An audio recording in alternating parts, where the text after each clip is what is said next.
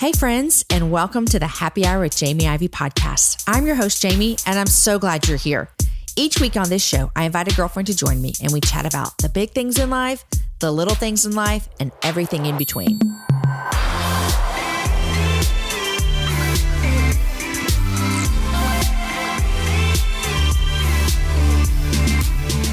Today's show is brought to you by Kendra Scott. Kendra Scott has the jewelry you've been searching for with high style and quality gifts at an affordable price. They even have a great selection of gifts under $100, plus free shipping, free returns, and my favorite, free gift wrapping. Use code HAPPYHOUR for 20% off your purchase of any full-price fashion jewelry at kendrascott.com or mention the code HAPPYHOUR in any Kendra Scott store. That code is HAPPYHOUR at kendrascott.com for 20% off your purchase, valid until September 1st. Hello, friends. Happy middle of July to you guys that are listening to this when it first airs. I am back home from Italy, and we had a phenomenal time. Today, we have a phenomenal show for you. My guest today is my friend, my real-life friend, Dr. Andrea Holman. Yes, I like to call her doctor as much as I can, because if you go to school enough to get your doctorate, you deserve to be called doctor. So Andrea and I met at church a couple of years ago, and I'm so incredibly grateful to know her. Today's show is one that is going to leave you thinking for hours after you listened, because it did that to me. I promise you. We talk about foster care in this show. We talk about the work that Andrea and her husband Tapera have done with training foster parents. We talk about how when you look at the world through a gospel lens, it helps you to know how to not compartmentalize your faith, but that you can carry your faith into your work, into your community, into your culture. We talk about the importance of a diverse community, racial socialization, and historical narratives and how they've been written for us. The thing that's going to leave you thinking, though, is when we talk about beauty standards. Andrea dropped a bomb on me, and I haven't stopped thinking about it. She talks about how beauty standards in our society and how in the culture of the church and what it tends to look like, how we sometimes label who is worthy to be labeled pretty or dateable based on how they look instead of the characteristics that they have in their heart. You guys, it's a great conversation. And then we round it off by talking about grieving unmet expectations. Everyone that is hearing my voice right now has had to grieve some sort of unmet expectation in your life in one way or another. And this is a great conversation about that. Friends, tomorrow, I'm getting on an airplane and heading to Orlando for Lifeway Women's Event. If you're going to be there, please say hi. I love meeting listeners. I truly love it, because when I record this show, it's just me and the guests sitting in my tiny house. Or when I'm recording this intro right now, it's just me and my computer. So I love meeting people who listen to the show. I really, really do. Why don't you follow me on Instagram? I just got back from Italy. We had such a great time. I had fun places to show you. Instagram's my favorite social media. Follow me over there at Jamie Ivey. One thing that's fun is when you tag when you're listening to the show. You know, it helps other people find the show. So use the hashtag Happy Hour with Jamie Ivey. Okay, guys, here is my conversation with my friend Andrea. Andrea, welcome to the Happy Hour. Thank you, Jamie. Good to be here. Thanks for coming out all the way out in the boondocks. All the way out here. I'm a South Austinite, though, so it wasn't that so far. Good. No. Thanks for coming to my studio. Okay, so Andrea and I are real life friends. I feel like sometimes I have to say that because a lot of people come in here that I'm meeting for the very first time, that they sit in this chair. That is not the case here. No. I like to tell people when the first time I met someone, but I don't remember the first time I met you. Gosh, had to have been at least almost 10 years ago, maybe? I mean, a long time. Mm-hmm. Yeah. Before this house that you How long have you and Tapera been married? We'll be 9 years in December. And I think I knew you before. I don't know. I can't remember. We've been in Austin almost 11. That's true. So yeah. We'll say about 10 years. We'll say about 10 years. Mm-hmm. And so she's a real life friend. We go to church together. She is a helper to me in my growth. Oh, that's so kind. You are. Can I tell a story real quick? You can. It's incriminating to me and it's awesome to you. I'm intrigued. I know what the story is, but let's go. Okay, so last summer, I was at a conference in Indianapolis, and I had my daughter's story with me. And my daughter's story is Black, and I'm white, if you're new to listening. And we're at this conference, and she is wearing a dress that she picked out in the store. It's one of her favorite dresses. It was her Easter dress. It's like one of her favorite dresses ever. And someone sent me a message on Instagram and said, hey, and this woman that sent me the message was white. And she said, hey, I'm just curious why you have your daughter dressed with a dress with watermelons all over it. And I was like, well, because she likes it. And she said, I don't remember what she said, but whatever she said was like, this was not okay. So my very first call was to Andrea. And I was like, have I done something wrong? and you explained it to me. And I was like, okay, thank you so much. But you were kind to me. And then our mutual friend, because she's your friend now, Jackie. Jackie Hill-Perry was there. Sure. And so I went up to Jackie and I was like, man, I feel like I've just like really like, I dropped the ball on this. Like I messed up. I should have known this. And she's like, girl, I saw you earlier today. I was wondering about that. And I said, and I think she even said someone else had said something to her. Oh. And so here I am. And now, I'm feeling like, I'm the worst mom that's ever walked the face of the earth.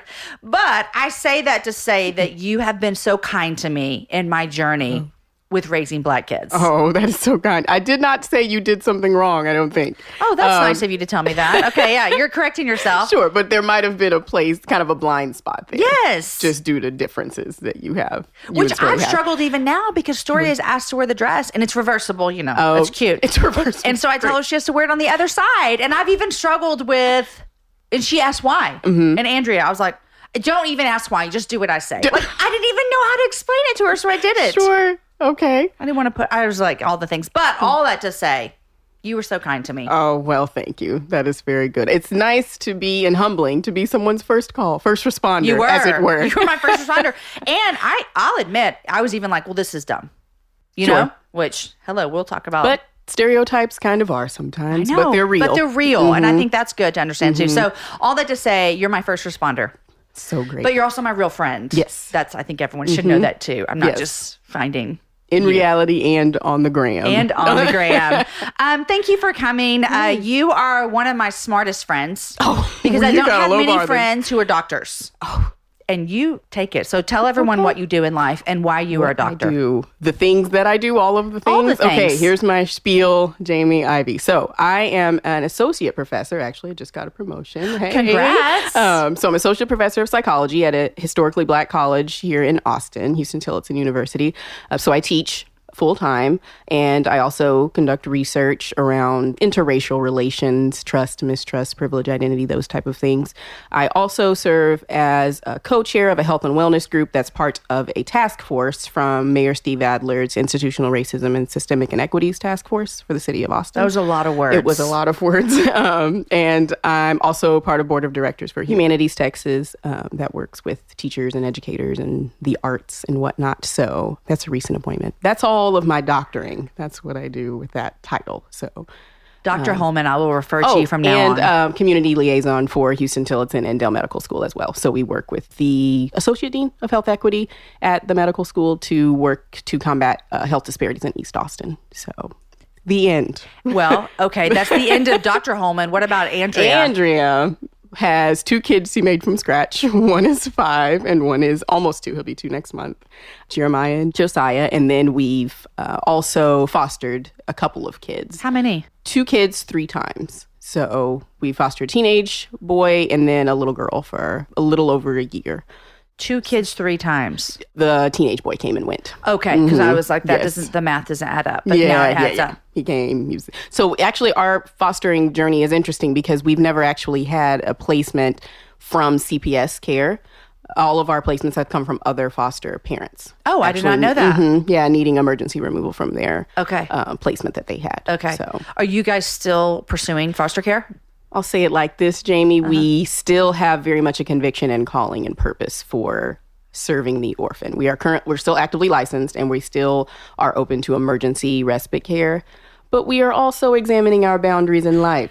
I like that. Jamie? Yeah. That was a long title I gave you for Dr. Holman. So we're trying to balance those things. And my husband does a lot of things as well. So we were trying to figure out what that looks like and how that looks like. And your husband is has an impact on one of my kids' life. Oh, yes. So, yes. Very true. So very true. He is a decom leader, which is at our church, like a small group for the youth. Like they each have their own. And he is my son, Caden's decom leader. That is true. As of today. He has loved it. I know. Yes. I loved him pouring into Caden. Yes, so fun. My husband has a very strong passion for ministering to young males in a great way. So is he on the board of something? This show's not about him, so you don't have to answer it. This is about Andrea. Okay, so speaking of foster care, yes, what I love about you and Tapera is this calling and the passion that you have for foster care, but you take a lot of your passions that you have from your career and just your personal life, and you are using those to serve foster parents. So tell me about tell me about how you're using all of that to serve foster parents who are welcoming kids into their home. Well, I think probably around the time that I first met you, about 10 years ago, my husband and I were discipled by some people at our church, Kimberly and Michael Stewart. And Michael Stewart was very instrumental in helping me understand the ways that I could use my career for the gospel. Because I think at that time, since I was being very young, I compartmentalized the two and thought, well, there's times when you are living for God, and then there's times where you're working. And he showed me that the two very much overlap if you can really talk to God about how it is that he has created you for a purpose. And so for me, that's part of what I feel like is a purpose of mine, is to help people understand the ways that culture and identity and privilege have all influenced their understanding of who Jesus is and understanding of what the gospel even means, and blind spots that could be there, et cetera, et cetera. So when I do trainings or speaking engagements, that's undergirding all of it. And so foster care, when I do trainings or even when I meet with foster parents who are having difficulties, if there's some interracial relationships going on in their home because of fostering or adoption, I should say, that's part of what I'm doing, is just using that same calling just in different ways. Yeah. So you're coming in and would you say you're working with mostly white parents? Almost exclusively. Almost exclusively. And then your passion is for helping them understand what they bring to the table when they have an interracial relationship with their children in their home. Okay, so let's talk about some of those things. Right. Like, let's just get what is maybe one of your top things that you're bringing to the table for them to understand? I think and I'll say for believers especially, I think what can happen is we have this almost naive altruism. I'll say it like that. So there is this instinct and desire to want to help, right? And especially when it's preached from a certain pulpit that fostering and caring from the orphan is true religion, which is scripture inspired, right? That is true. But the naive part is what I'll say is that they kind of just go into it and say, I'm going to help.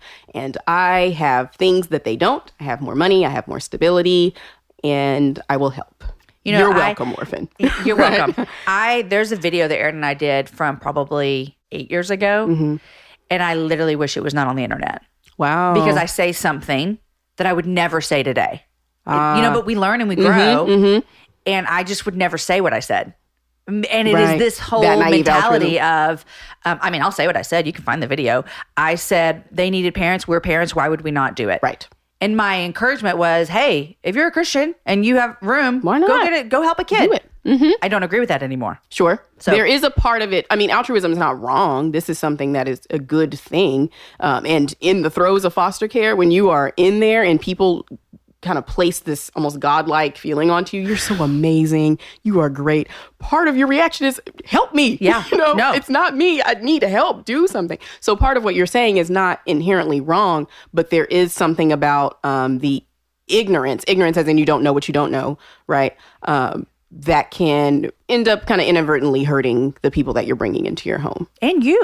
And yourself. I mean, yeah. And so that's why I think it's not an accident. It's not surprising, I will say, that all of our foster placements have come from other foster parents. I see. Right? Because what happens is when you get into this field, or when you have a conviction and a calling for the orphan, you have a lot of feelings that go with that. There's a lot of emotions. And so you hear these stories. All of them are rough, tough, traumatic stories. And so you're like, I'm going to help. Why wouldn't I help? And then you get in over your head. You get overwhelmed. This is not what I thought it would be. And so that's what's happened with both of the placements that we got. Okay, so this is what I'm wondering right now. Let's just say that someone is thinking, wait, I do want to help. Like, I love Jesus and he says this and I want to be a helper. What is, like, if someone comes to you and they're like, okay, Andrea, I'm in. Like, sign me up to be a foster parent. What are the top things that you talk to them about? This is anyone at all, or are you talking about interracial? Well, anything? Anything, but okay. I mean, do your specialty. I'll say do you. I'm going to do me, Jamie, do you? Right now. First things first, I think, is humility, for sure, because I think there's a lot of pride and a lot of subconscious superiority that can happen when you are the foster parent and someone is the orphan, right? There's these identities that we've got psychologically, and that put us blind to a lot of the ways that we still have work to do. So I think the first thing you have to do, the conviction is just the first part. That just gets you in the gate. That gets you to fill out the paperwork, right? Or it gets you to stay through all of the trainings that you've got to do, get you to learn CPR. Yeah. But after that, having the humility to say, what do actually I need to know and learn from? What do I need to realize about my family of origin, about my attachment issues? Those type of things are some of the first out of the gate that you have to learn if you're going to actually take someone from a rough, tough, traumatized story, or even a story of just abandonment and rejection, and then bring them into your home for a corrective experience or a permanent experience. Second thing I would say for interracial, if you're saying, okay, let's take an example of I am a white female, okay, and I'm passionate about fostering and adoption, and I want to adopt a child of color, African American, or what have you. If that child is the only person you know of that racial ethnic identity, I need you to pump some brakes for just a second. You need more people. Okay, a community that is racially and ethnically and socioeconomically diverse is your first jump, because it's a lot to put on a child to have them teach you and educate you. That's a big burden that child doesn't need to bear. They've got enough going on. But doesn't love just solve everything, Andrea? Sure. Oh my gosh. Listen, I look back, and when you're saying this, what I'm thinking with your first one is if you don't deal with that stuff, it comes up. It's going to come to the surface. It will come up. Yes. And I look back, and when Aaron and I started our adoption process of our kids, my kids have been home 9 years, almost 10 this year. And so honestly, I don't think about adoption a lot because we're just like doing our family, you know? But when I look back when we started this process 12 years ago, the naivety that we had was just like what I said earlier, like, oh, we're just going to love kids. Sure. And that comes from a really good place. It does. But I think it can become when life gets hard, because I always say adoption is built on loss. Like no one shows up to your family through foster care adoption because everything's awesome. Absolutely. Even if it's a like private in-state, you get that baby from the hospital. There's still a narrative there that you weren't chosen. Yes. And there's still trauma. Yes. Even if you held that baby 3 hours after it came out of its mother's thing. Canal. But it's always built on that. And so I think it's so good, like that number 2 of just see who's around us. Yes. Okay, carry on. I interrupt you. Number 3. I will say, you made me think of a time I was at a conference for work, and I went to a breakout session about microaggressions with foster care placements. And the presenters talked about a longitudinal study, so a long-term study that they did with young Black kids who were raised in white homes, and some of the themes that came out of that. These people were now in their 40s. So this was new for me because I had never really talked to anybody that old. Or heard their experience or narrative around being raised there. And one thing that all of the participants in the study said was that they always felt loved by their family. They never felt unloved or unaccepted. Or if they did, it was something easy to work around. They felt like they were part of the family. But one thing that all the participants in the study also said was that they did not always feel like they had a place to fully discuss parts of themselves once they left their home, once they were in school or at work or in society. Things happened directly because of their race, and they weren't always able to process that and hold it at home. Okay? Because they felt isolated. Because they didn't know. They didn't have the information. Their parents didn't. So part of the phrase that we use in psychology is called racial socialization. So what that means is that your socialization, your meaning, your ascriptions, your cultural information around your racial group. And they didn't always have that. So when someone would make fun of their hair or call them an N-word or whatever, oftentimes what the parents would do is say, we love you. That's not an issue here. You're accepted here. You're part of this family, which is all true and all good. But that's where that naive altruism comes in again, as opposed to say, hey, no, let's talk directly about this. This is what you can say. This is what you can do. This is the history behind why people would say something like that. That happens in a lot of homes where everybody is of the same minority racial group, right? So Black parents are often having those discussions even before those things happen. Right. But that didn't always happen in those families. And so that was very good information for me to realize that, yes, it is helpful to love your kids. It's good. That's positive. Children like to be loved and accepted in their family. They also want to feel like they can come home and bring all of themselves and get salve on the wounds, as it were. I feel like this is something that I've learned. And so, like, I've already confessed, like, failure. I will always confess failures on the show. Like, I'm learning as well. But I feel like this is something that Aaron and I have made progress in. You have, yeah. We are not there, and we'll never be there. I always say, like, I can't offer you everything because I'm white. But I will say that we've dealt with this in the last year with one of our kids. And we've had conversation after conversation about how do we equip you with words to say.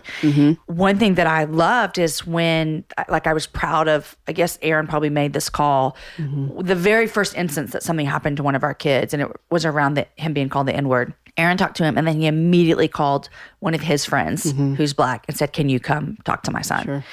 And I just felt like that was, to me, that was a really good thing of us saying, we love you and we're going to help equip you, but let me give you somebody who actually understands, because I've never ever had anyone talk to me the way that is.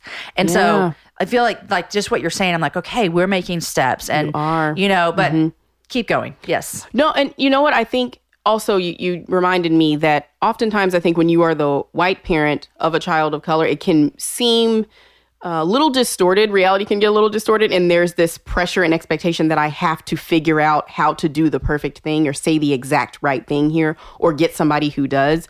Black parents are figuring this out too. That's a good sigh of relief. Right. What you've got is a brief window into the kind of overwhelmed or anxious feelings that we've got. Also, I think of a time when I was pregnant with my first child, who's a boy, and my husband and I were watching the television after Trayvon Martin died and the acquittal from George Zimmerman. And I was sitting there, I was probably about 5-6 months pregnant. I've seen my husband cry I could probably count on one hand. He's not a crier. If you are listening and you know him, you are not surprised. Yeah. But he cried, and I'm holding my belly and I'm near tears as well. And we're saying, what do we do with this boy? How do we raise this Black boy safely? I don't have any idea. And it was I can remember that moment like it was yesterday, because it was such a heavy feeling there in our bedroom of feeling out of control to keep our kids safe. And then I call my mother, because she's raised 4 kids. I said, well, how do you do this? What did you do? And she said, you pray. I really don't know.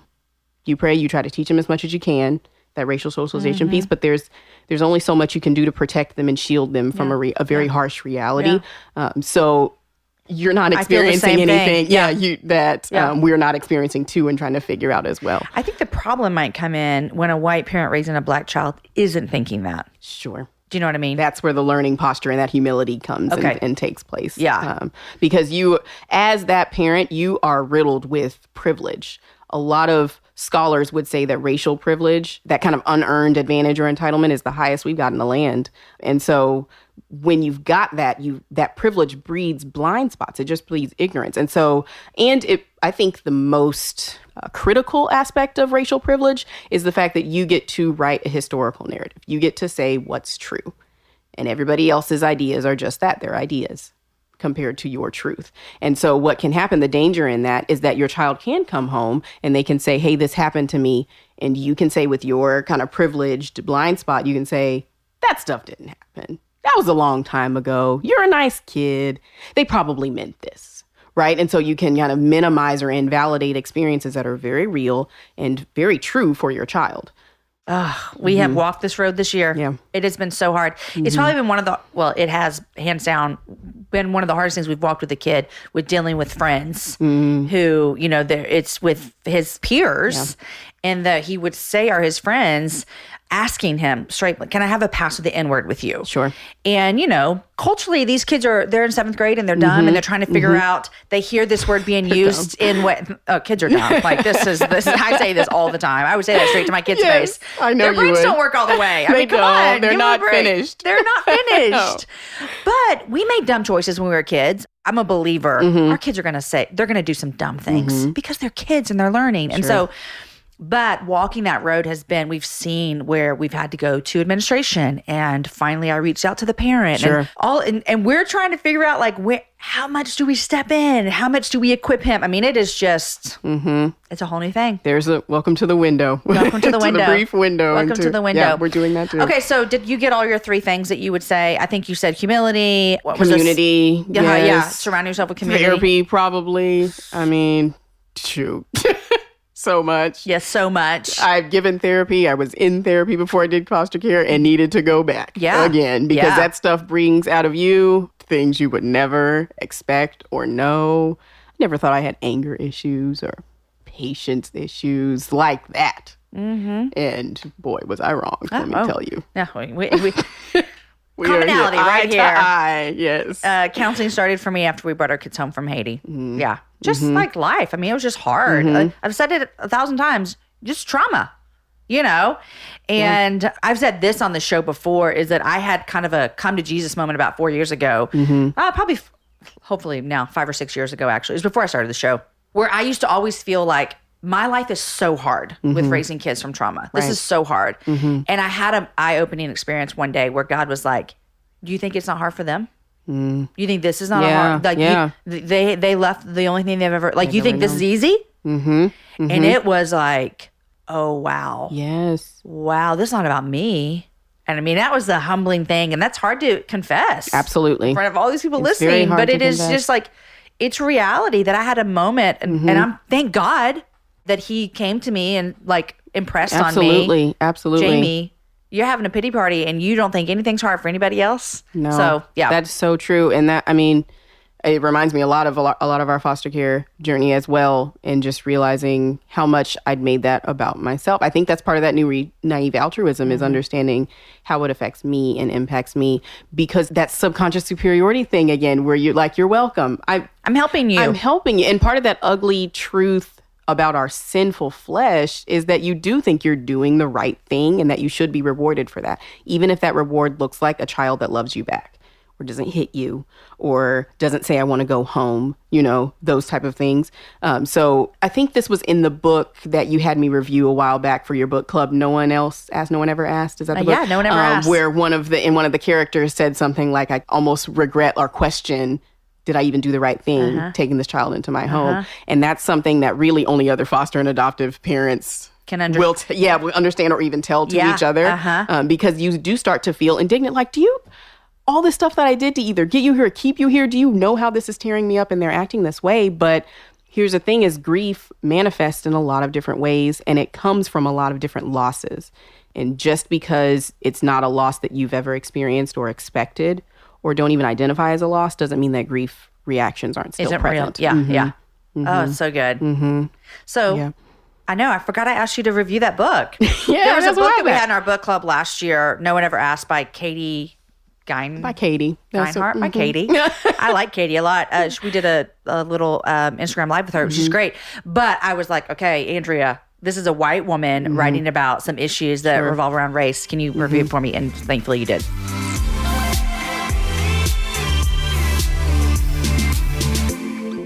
Okay, guys, I know you're loving my conversation with Andrea Holman, but I want to stop real quick and thank two more of our sponsors that make the show happen. The first one is Rothy's.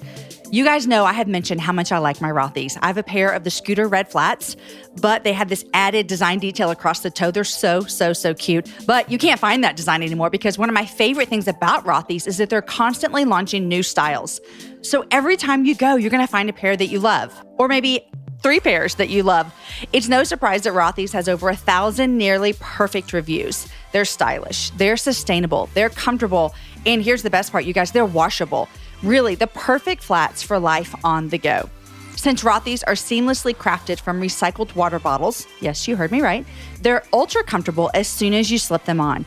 That's right, there's 0 break-in period in these shoes, which makes them so great for any of your summer vacationing.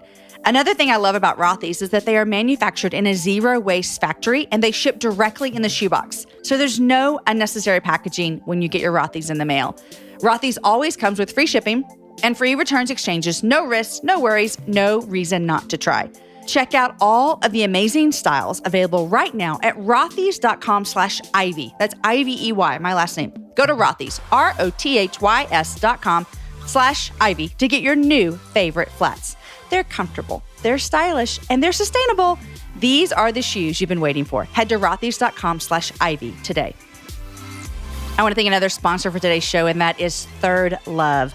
Buying a bra has never been easier. With more than 70 sizes, including their signature half-cup sizes, Third Love designs bras with breast size and shape in mind for a perfect fit and premium feel.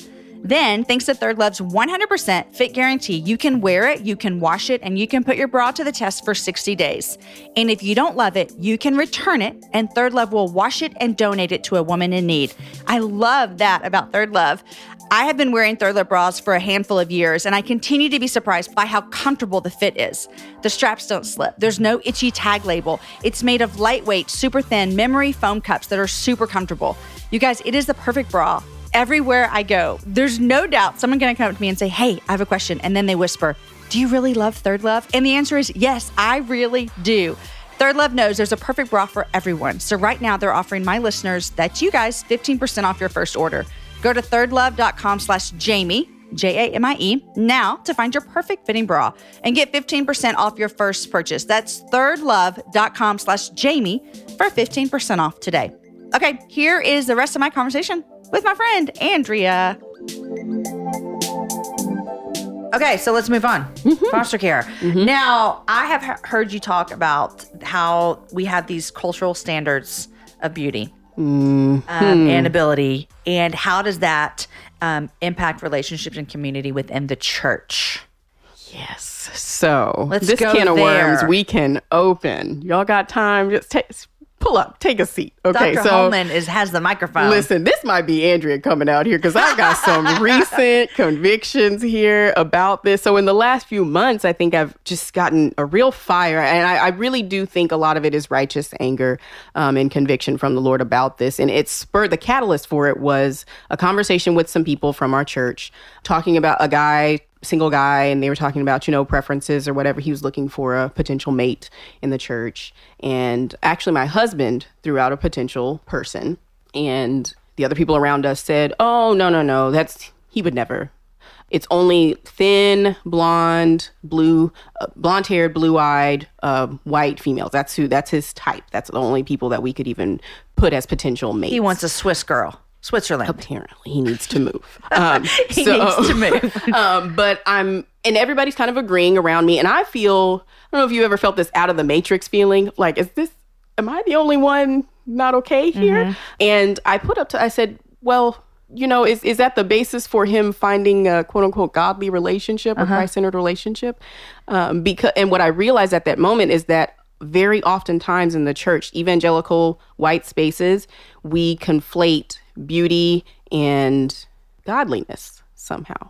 Kindness and beauty. If you are conventionally attractive, and what I mean by that is explain that. If you meet all of the standards for beauty in America, because that America has set. Which would thin, be fully able, lighter skinned, longer hair, those kind of things, longer eyelashes, long legs, curvaceous, but only not too, just a little, 36, 24, 36, that kind of curvaceous, right? I got it. 7 to 10 waist to hip ratio is what scholars have said is Really? perfect in our society. Wait, say it again? Waist to hip ratio. So your waist and your hips need a 7 to 10 ratio there. I don't even know what that means. 7/10. Yeah. So 36, 24, 36. Oh, okay. Small, like a Coke 24 bottle. waist? That's Sir Mix-a-Lot for you. You That know. is, I know. But that kind of smaller waist, bigger childbearing hips, that's slightly bigger, though. Okay. Not bigger than that.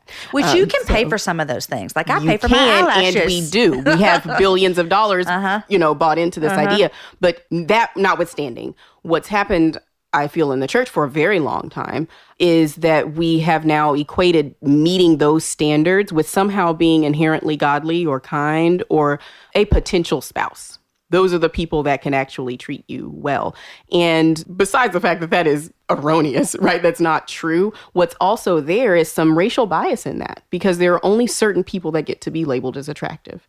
There's some ability privilege and blind spots there because if you're not fully able, somehow or another, you're inherently just not worthy of being evaluated as a potential spouse. And that's not really fair or right. I don't think it just matters in terms of potential marriage. I think in terms of other female relationships, female to females, we talk to each other and we say things that are just not helpful. And it's pushing us into this prideful, very self-focused, very narcissistic way of being, all the while thinking that we're just as godly because we're just as pretty.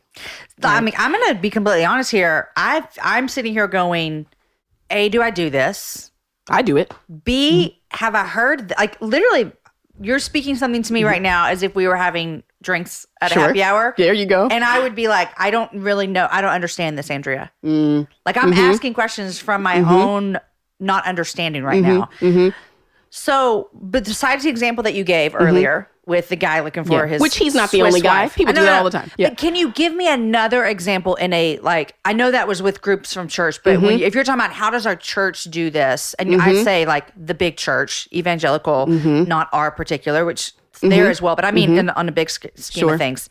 Give me another example. Help me understand this a little bit more. I think because I literally, and it could come from, I'm going to acknowledge it, privilege. Sure. But I don't understand this. Well, so in that moment that I talked about with the preferences, right? That's when I had one of those out of the matrix moments where I'm like, wait a minute, I think this is everywhere. And so I've seen it all of the time, but that's when kind of the lid came off of it, and I can't unsee it now.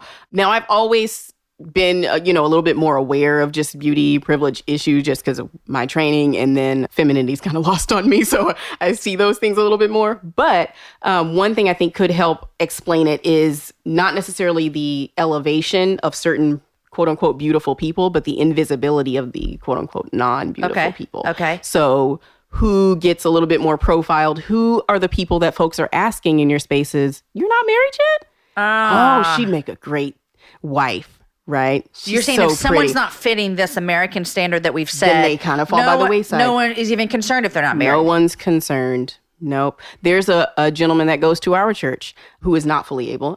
He has a physical disability. He's a wonderful, faithful man of God. But I don't know if I've ever heard anyone ask about any sort of potential spousal groups or anything of that nature. The people that are invisible. They're marginalized. They're kind of on the outskirts. And so kind of take a step back and examine where the in groups are at your church. Don't play like they're not there because they're there. Right. But what do those people look like? How do they dress? Where do we feel pressure to look a certain way and assimilate into certain cultures? Whether it's something as simple as the way our hair looks or what kind of makeup we have, how much we need to, quote unquote, snap back after we have a child. The insecurity that happens when we don't fit into that anymore. If we gain weight or have a health condition or what have you, there's some insecurity and anxiety that comes up for many reasons that are very understandable. But what I would assert is that there's also something underlying where we haven't done a great job in the church of actually really meaning when we say that there's some sort of imperishable beauty that comes from a gentle and quiet spirit. I'm not sure that we really are saying that. So what you're saying is this is a cultural thing. Big cultural, insidious thing. You're not saying this is a church issue. You're saying this is a American cultural issue. But what we're talking about is if we're going to be people who are different. We should look different than the world. There should be something when you come into church spaces, non-believers should say, what's up with these people? Everybody's all kind of intertwined and intermingling, and they're real into inner beauty, whatever that is, in people's souls. You don't have to look a certain way to be with certain people or deemed kind of worthy or even get labeled as beautiful. What's up with those people? That's interesting. And I'm not seeing that. Okay. And I've enabled these things. I've said these things. I have lived my life and had insecurities about my own body just related to this topic, but I don't want to do that anymore. Okay. So what are you doing to change that? Because I'm sitting over here going, okay, well, where am I a part of this problem? I happen to just personally believe that language is very powerful. Psychologically, just literally culturally, that's what moves the needle sometimes is changing the way that you speak and other people hearing that. So what I've been doing is watching my language, who I label, oh, she's so pretty. Why did I just say that? What about that? Made it seem like she was pretty. One thing that I've noticed is this whole cultural standard of beauty has left a lot of Black women feeling invisible and marginalized and feeling as though they are not potential spouses in these evangelical spaces or feeling like they're not beautiful. Because they're different. Because they are different. Than what you would see as the cultural norm. Standards. No, they don't. And they don't get a lot of affirmation from that from other people. Not that they need to chase that, but there's something about that tells you a certain narrative when you get some silence from people. So what I've been doing is trying to affirm that in other women of color that I see, in people who don't fit into the 36-24-36 model. Who does? Saying, no, come on. It's impossible to attain. That's why we're spending so much money trying to do it, right? And so I think part of that is speaking worth in different ways to women, as opposed to saying, you're so pretty, or your hair's great, you look so skinny, as though that's worth giving and life giving. We do. That's what we do. That's what we do. That is what we do. Instead of that, I've tried to say more fruits of the spirit that I see in people, or the way the kindness that happens, gentleness that happens, the way that they love well. That's the part that Jesus is imperishable, because if you think your body's staying the same over the course of your lifetime, you got another thing coming, right? So that thing is staying forever. But also that's what is beauty to the Lord. And so what I want to try to do is reflect that with my language. I fail at this constantly, and it's much harder than I thought. But I'm trying to do that. I'm trying to walk in more confidence about being made on purpose and with purpose. My skin's not a mistake. It's not a defect. My hair is kinky and curly, and it's beautiful and great, right? Because I wasn't made as a mistake. But culture and lies tell me that I was. And the silence around my kind of reflection of God's beauty in these spaces helps perpetuate that lie. And so what I'm trying to do is shift the culture just around the people around me, just by shifting the language. This is good, Andrea. Oh, I mean, I'm like over here thinking, I've never thought of it in the way that you're saying it. You know, like, I have heard the conversations about Black women feeling less than because they don't meet these cultural norms. So I tell Story all the time, her hair is awesome, you know, because I've heard that from Black women who say, I didn't like my hair because it was different.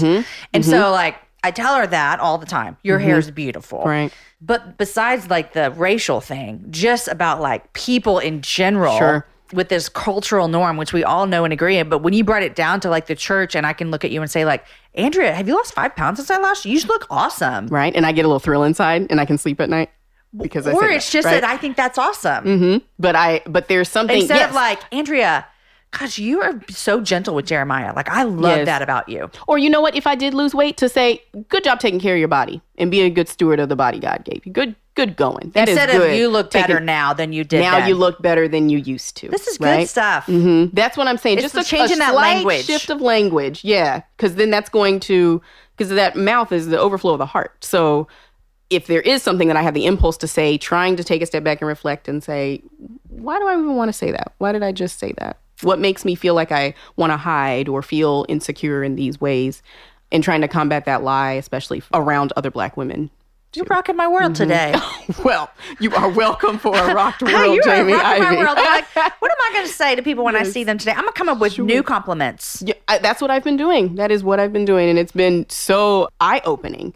And I've seen bias that I had that I didn't know was there. And so it's the kindness of the Lord to actually show that to me. It is. Okay, Andrea, thank you for rocking my world on that, honestly. You're so welcome. And thank the Lord, because that's where it came from. It is. I mean, it really is. And it is like, I think that if everyone who's listening is like, we're following Jesus and we want to look more like him, and every day we're like, God, make me look more like you. This is such a great conversation that I just haven't thought about in all of these ways. Like, obviously, there's some of these things that thankfully aren't new to me. But there are so many things that you just said that I just went, okay, I do that. We all do that. And thank you for even confessing, like, I do this. I'm trying to get better. Yeah, I am. I think a good next step is to talk to people around you, other women who don't look like you. Okay. Because there's a piece in psychology, a woman named Kimberly Kinshaw came up with something called intersectionality. Okay. So that's when multiple identities kind of intersect and create this unique experience of identity. So Jamie, you and I are both women, right? We have that identity. We're both mothers. We both have that identity. But when it comes to racial identity, it's a little bit different. Okay. So my understanding and conceptualization of beauty personally looks like me being a Black woman. It comes through that lens, and you don't share that identity. So there's where those two identities intersect. I've got some different things that I've got to work through. So even though we're both women, there's something added there in which I have a unique experience on the world. So if people can talk to each other, even though they share an identity, not to assume that everything is going to be the same just because we're both girls, just because we're both women, we're both mothers. It's not the same. So checking that out, seeing the people around you. Are there one or two people in your spaces that don't look like everybody else?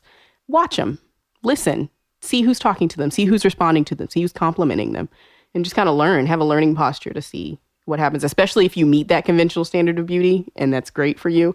That's not where your worth is either, right? But also understand that there are some blind spots you may have to loving people well in those spaces. And you're not saying there's anything wrong with you. If you do meet those standards, you just happen to be the lucky one. You just so happen to be. Congratulations on your face. Yeah. Yes. But that's here. It's an American thing as well, right? Because those standards do not equate all over the world. They do not. So yeah. Okay, I want to move on to something else that I've heard you speak about before, and that is grieving unmet expectations. This is something that I think the longer you live, the more grieving you will do over unmet expectations. Yeah. Obviously, we have unmet expectations as kids, like I just think the longer you live, the more you're going to do that with your age, with your fertility, with your marriages, with your careers. I've done that with all of them. Yeah, with even your own children. Sure. I mean, we can be honest about that and say, my best friend Amy has had to grieve the unmet expectation that her daughter has because she has special needs. Yes. And so she's never going to get married. She's never going to drive, all those things. Right.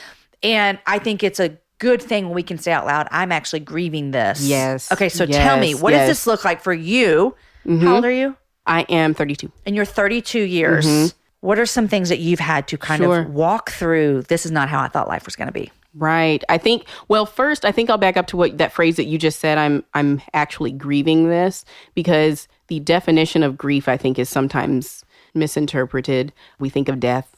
Yeah. Or we think of a breakup or something of that nature, a miscarriage, something where it's this finality of a soul forever. Left. Yes. Okay. But grief can happen in much broader ways than that. And so to use that word in a lot of unmet expectations, it just means that you are coming to terms and processing what is versus what you thought was or what once was. If we have that kind of definition for grief, it could apply to anything. There are varying levels of how that can experience. Death surely is something the culmination of that, but there can be other smaller ways that looks.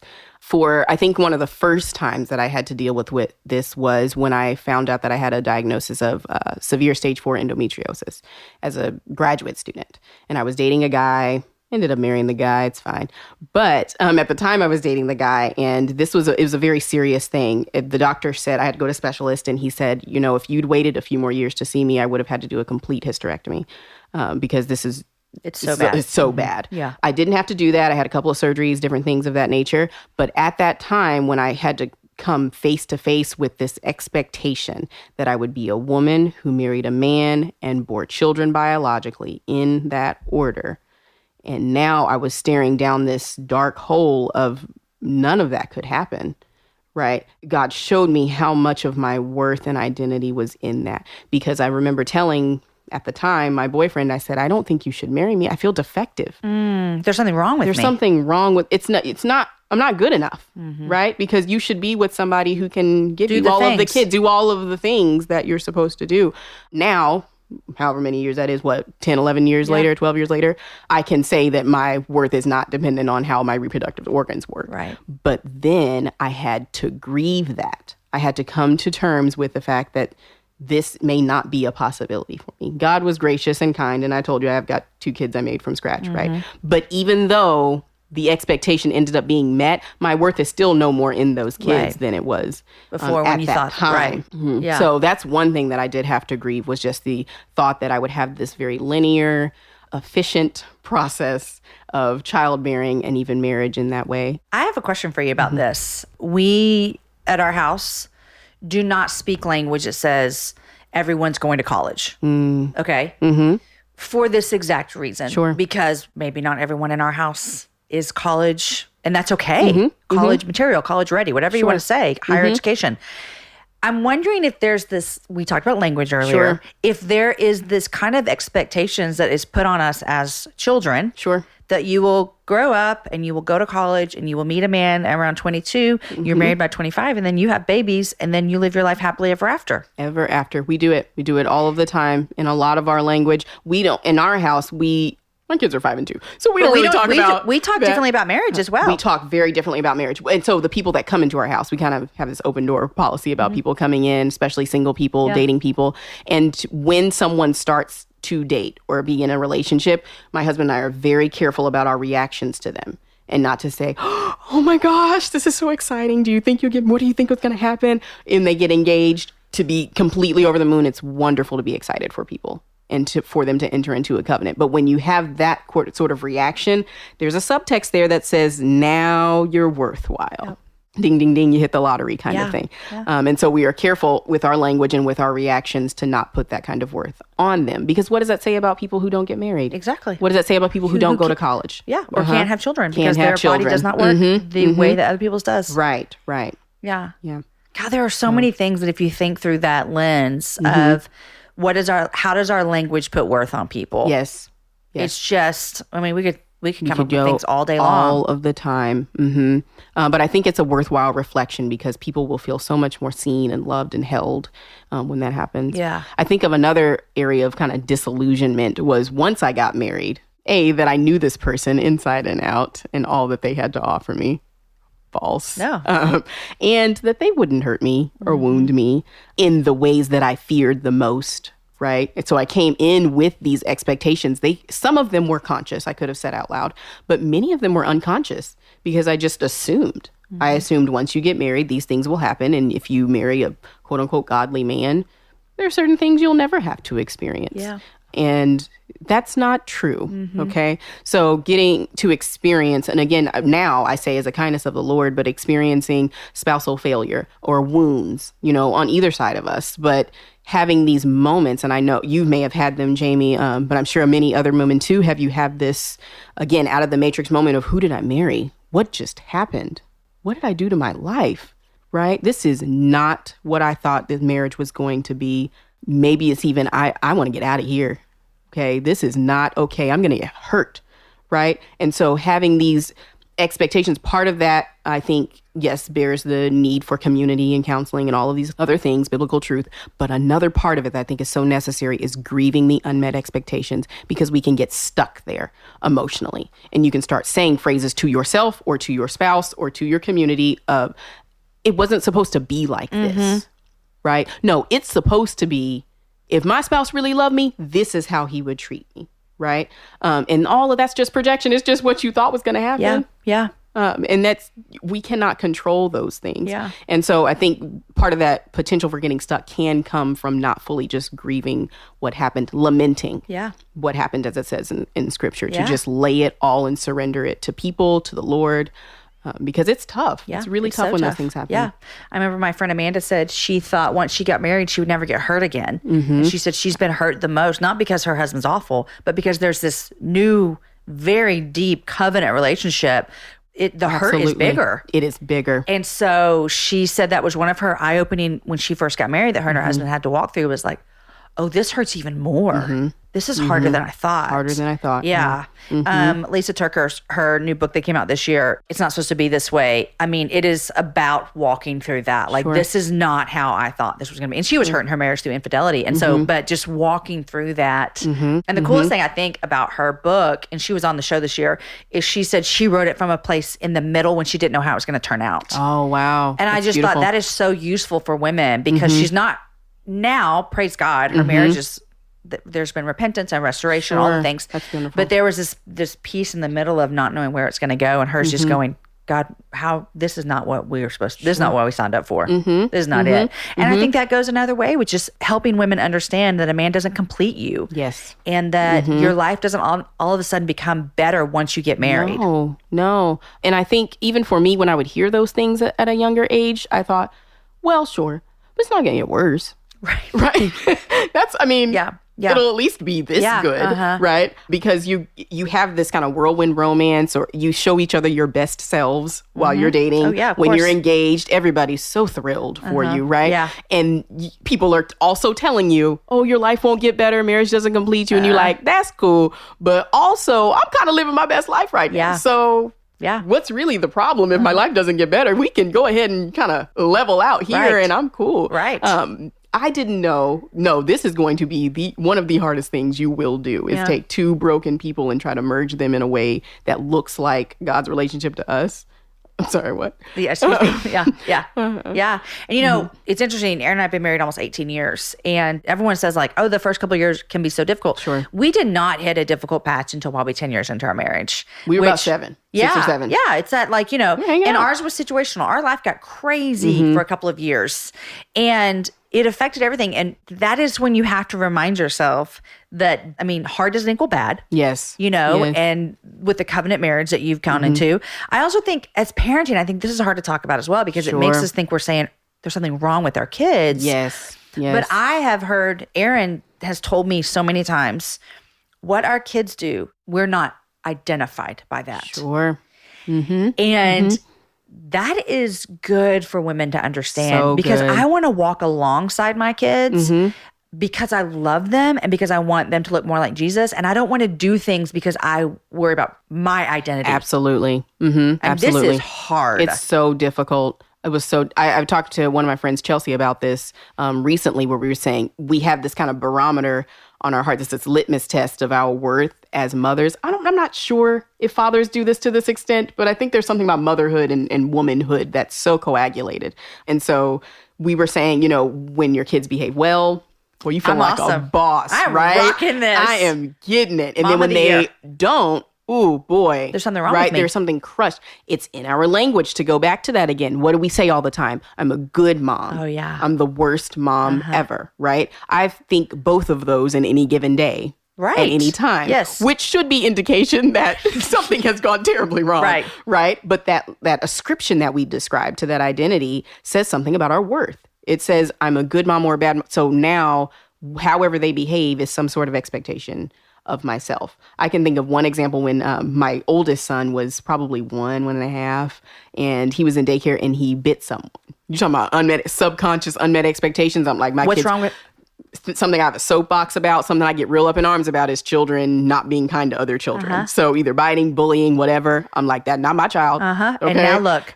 And so I'm coming up to pick him up and they're like, oh, you know, he bit somebody. And I'm like, oh my God. Right. I'm thinking, what did I do? What's my emotions just hit a roller coaster, right? I'm self-flagellating. I'm criticizing myself. What did I do? How did I do this? And so the Lord eventually, in praying through this and then talking to my husband as well, realized, wait, that's 1.5-year-old kids bite kids. They don't have the That's words, a so they just go thing. after them. So first of all, calm down. Yeah. And second of all, you can parent him, okay? You can parent him well. And thirdly, the Lord gave you this child to parent and steward well. This isn't just your kid primarily, okay? This is not a narcissistic reflection of yourself. Even though you may have had kids for that reason. Right. It's not, okay? So you can parent him and show him true things, but you can pray over that child for fruits of the Spirit to cultivate for him. It may not happen. You can't control, what's going to happen or how God will will that. He could have bitten for the rest of his life, for all I know. And you could be the same mom saying this is not how we treat people. I am still a beloved daughter of the risen King. That can't change because he died and rose again, right? So there's the gospel is there. So my goodness or awfulness, quote unquote, as a mother, that's no longer my litmus test for how much I'm worth, right? But it still happens. My emotions still rise and fall. I want to tell people all the awesome things that I do as a mom, and I want to hide and shame myself for the things that I feel like I failed at. Yeah. And I mean, you and I are both Christians, so we spend a lot of time in the church. And so I think we can say like, man, this is a difficult thing because we're going to raise up people who have good kids and say, well, they must be really awesome parents. And then you can have some really awesome parents and their kid just acts a fool.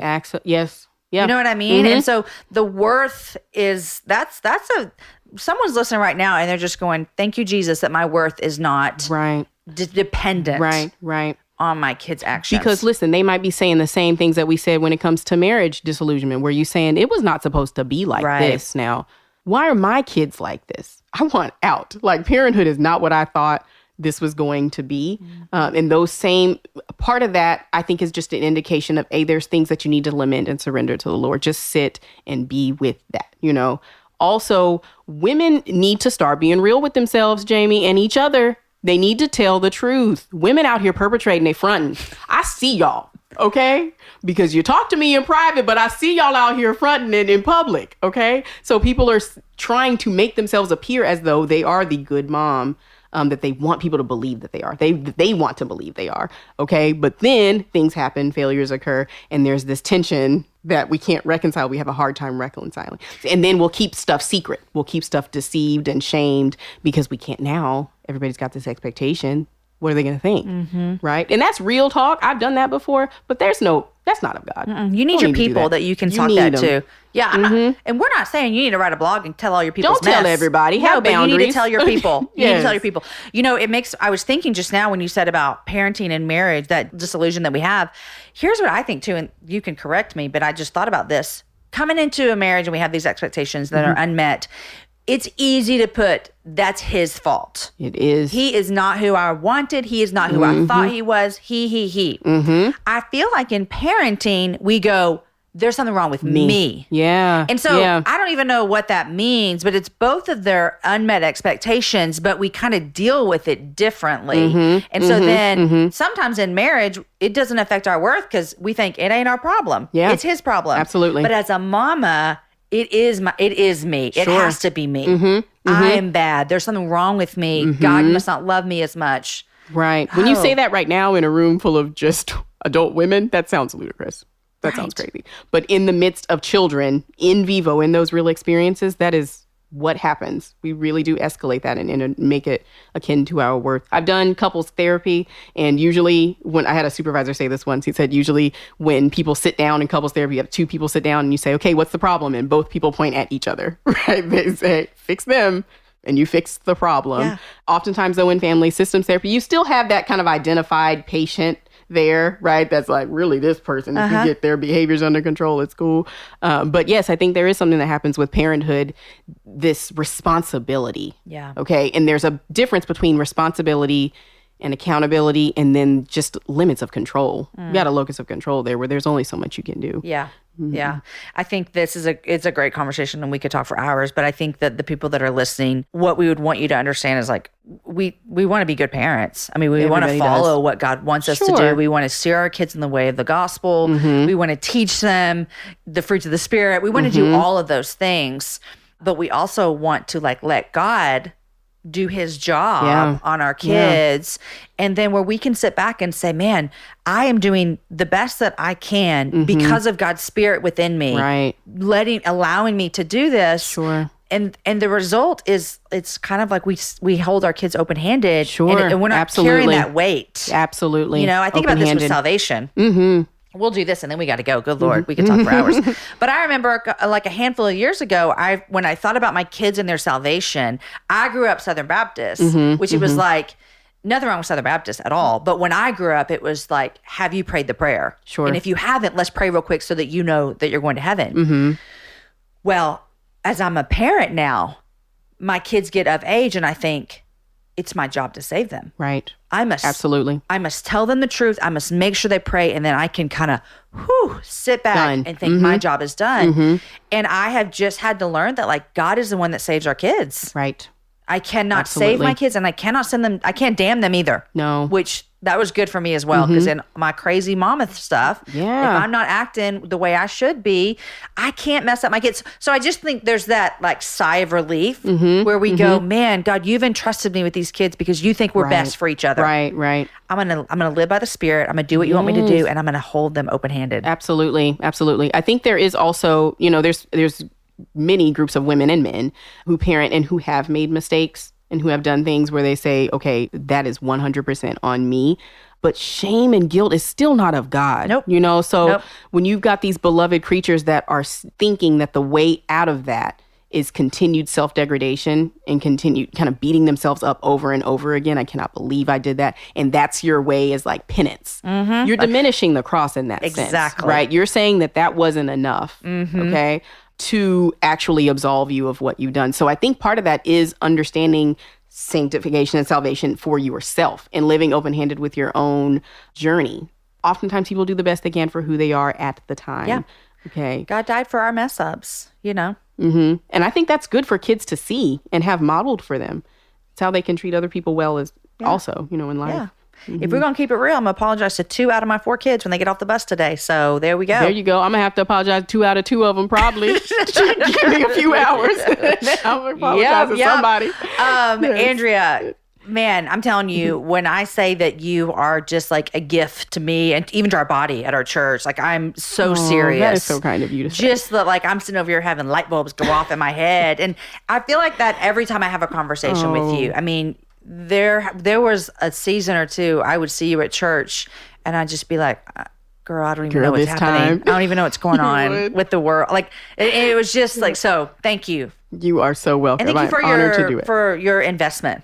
Oh, that's kind. Yes, thank you. Thank you for doing everything you do and having conversations like this. We can talk about real stuff. I'm learning. Like I have learned so much in the past 5 years. As am I. Just sit and listen to people who are really smart, like Dr. Holman. Okay, I always end the show with asking people 3 things they're loving and what they're reading. What do you have for me? Okay, what am I reading? I am reading 3 books at the same time. because reading is a I hobby. can't handle that, what you just said, but carry on.